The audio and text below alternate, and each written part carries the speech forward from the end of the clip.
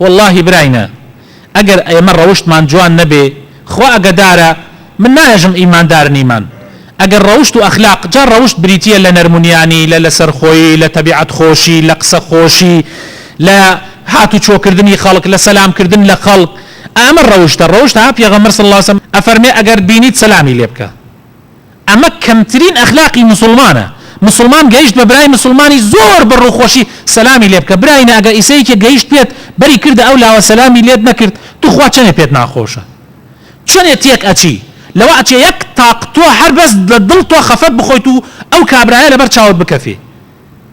یاخرەمە کەی سیفات مسلمانە ئێمە وا خەڵک فێرکەین کە قسە لەگەڵ یەکانەکە کە سەلام لە یەک نەکا کە مەرحەبای یەک نەکا ئەمە سیفات مسلمان نییە دوای ئەوە ئەفەرمێ ئەگەر مرد ئەگەر نەخۆش کەوت بچیت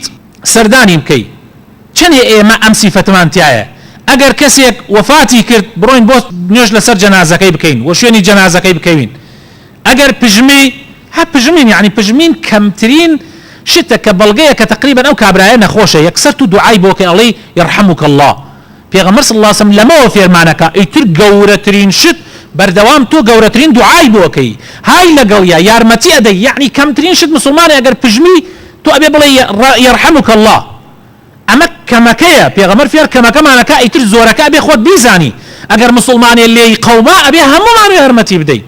کورە غەیرە مسلمانیش لێی قەوما ئەبێ یارمەتی بدەی نەک مسلمان ئەمانە هەمووی صفات ئیماندارن کەمترین ئەخلاقن ئێمە ئەمە چەندێک هاتیامانە چەندێ ئەخلاقمان جوانە لەگەڵ دایکمانە لەگەڵ باوکمانە لەگەڵ براکانمانە لەگەڵ خوشکانمانە چەندێک ئێمە هەڵگری پەیامی ئیسلامین بە جوانی ئەمە هەمووی محاسبەیە براینە ئێمە ڕۆژ جمعە ڕۆژی محاسبەیە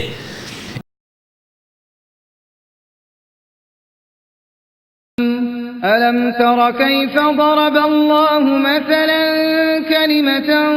طيبة كشجرة طيبة أصلها ثابت